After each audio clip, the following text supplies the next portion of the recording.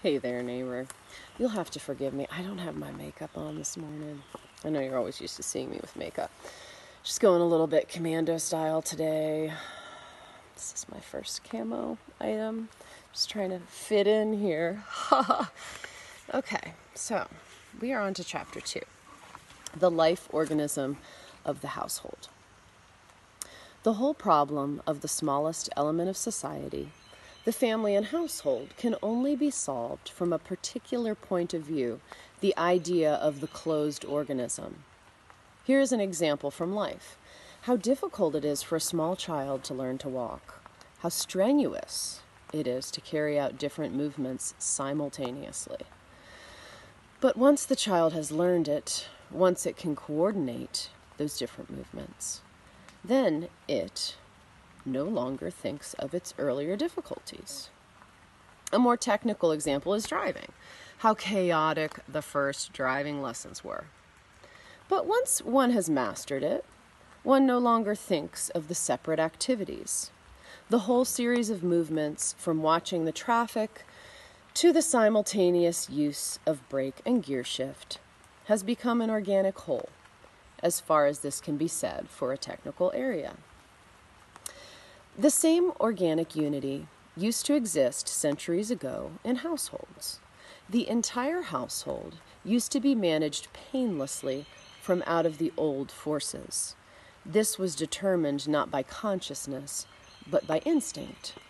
Much was passed on instinctively from mother to daughter, from grandmother to granddaughter. Women did not work out of their individualities.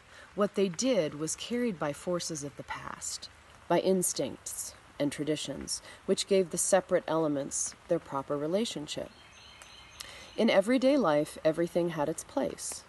Eating, cleaning and order, play, social contacts, business contacts, inner quiet, were all formed by these instincts for living. The family was still a totally human organism. Since the beginning of the century, and especially after 1945, the instinctive handling of household life diminished. It was lost by young homemakers, and many were helpless. Instead of hereditary impulses and the workings of the group's soul, now emancipation and individuality determined their lives. Humanity still stands within this situation today. In particular, European humanity must stop and think about the manifold related functions of the household, but this is only possible by looking at it in a new way. Today, the human being can only achieve such a new point of view by means of knowledge and consciousness, what for the ancients came unconsciously. Aspects of the household. Adults understand the child according to the many levels of its being. Besides the physical body, it forms a life body, an etheric body. With puberty, the astral element, the astral body, becomes free. At the end of the third cycle of 7 years, its individuality is apparent. The human being has come of age. The way of looking at the human being is a basic concept of anthroposophical knowledge. The world around the human being is to be understood on different levels as well: a physical, an etheric, an astral, and finally a spiritual level. These levels are found in the human being and nature, in the social life, and in the smallest building stone of society, the family, the home. Thus, the household includes these different aspects. 1. The physical body, the physical aspects of the living space, the surroundings, etc. 2. The etheric being revealed in the various activities and in the forming of the living community. An example of these etheric forces might be that a more phlegmatic or more choleric temperament tends to predominate, irrespective of the temperaments of the individual people. 3.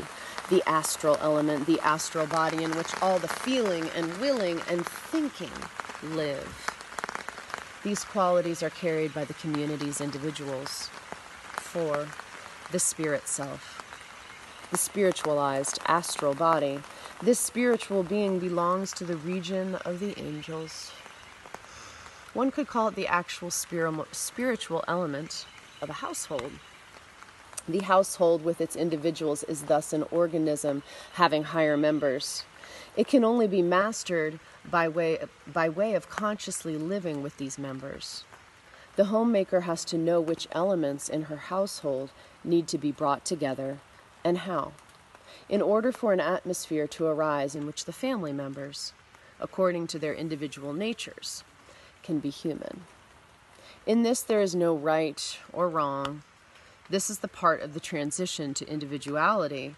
The homemaker has to find what suits her family. One thing, however, is a fact: consciousness. Consciousness must be developed. If the homemaker thinks about her household, if she asks herself questions about it, then she begins to sharpen her consciousness of these matters. She begins to take hold of a further bit in her sphere of work. And that's where we're going to stop today.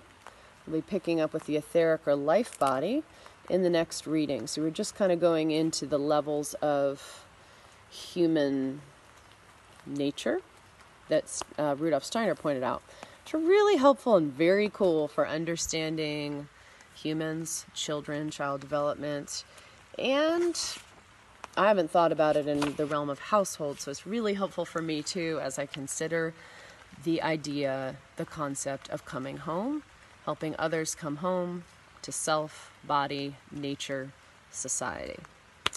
Thanks again for tuning in, and I will look forward to seeing you in the next video. Take care.